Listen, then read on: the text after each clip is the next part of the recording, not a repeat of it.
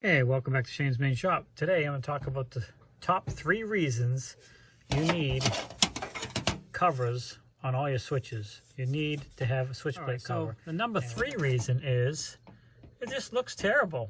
So if you want it to look better, put a cover on it.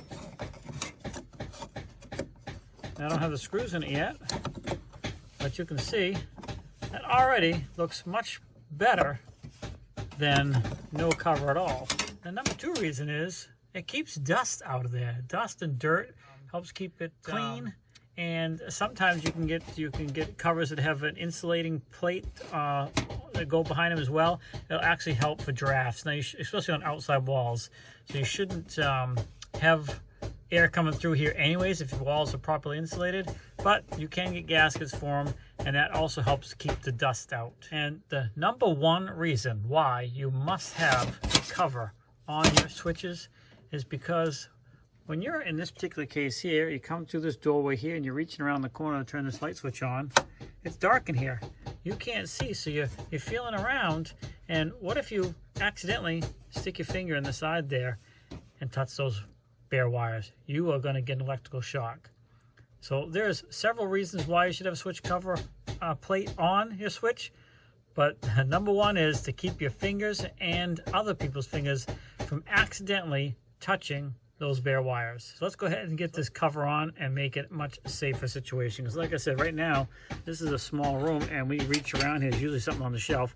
And just so you know, it's not a room we use very much because you can see this bracket here, it's shelving. This is actually the boiler room here. So it's got all the spare parts for all kinds of the boilers. Anyways, so we don't use the switch very often, but it is dark in here when you first get here. And again, it's not too dark right now, but if you're reaching through there, you easily could get your finger in those bad places. Okay, so it's a very simple process. You can buy these covers, and they'll come with the screws. This is just an old secondhand cover I happen to have laying around. And then it has these little screws right here that will hold that on. All right, so I got the cover in place here. And it fits right on there snug. And you're just going to take a screw, but then you usually can get it started with your hand here just a little bit like that. And then we'll take a screwdriver, try not to shade it or block, and snug that screw up. Now I'm just using these brass screws because that's what I have for spare screws. This is not in an area of the house that it matters the appearance. It's a function, and the function is to keep your fingers, you know, that's the purpose of it in this particular case. So we'll get these screws in position, tightened up, and you don't want to over tighten them because you don't want to crack the plate, but that's on there nice and secure now. So now when I'm coming in this room and I'm reaching around for the switch, I don't have to worry about getting my fingers accidentally in that switch. So if you have switches around your house, mainly you might find this in your basement.